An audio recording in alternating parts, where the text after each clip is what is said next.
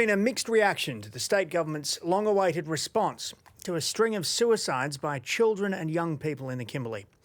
Released last year, the WA coroner's report into 13 deaths painted a grim picture of children growing up amidst alcohol abuse, domestic violence and limited access to mental health services.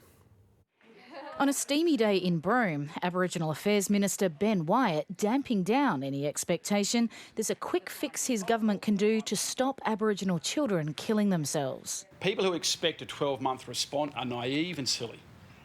This is something that is going to take a long time to resolve. More than 2 years ago, Coroner Ros Fogliani examined the deaths of 13 children and young people in the Kimberley. 5 were aged 10 to 13 years old. The inquiry resulted in 42 recommendations.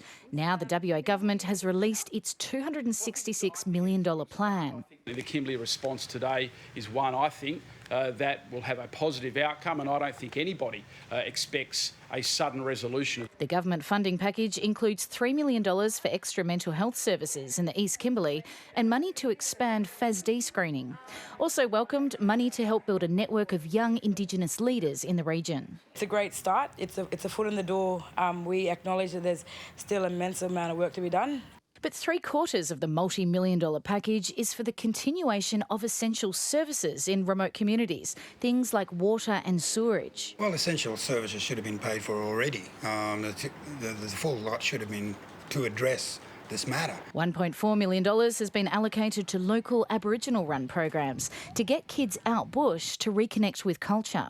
We don't see this as a co-design approach. We've seen this as a top-down approach, as it has always been. There have been more than 40 reports published on the high rates of Aboriginal suicide in the Kimberley, and people locally are very wary about government promises of change. But the state government has said today that it's starting an annual reporting process to make public the progress being made in this area, which it's hoped will improve accountability. Erin Park, ABC News, Broome.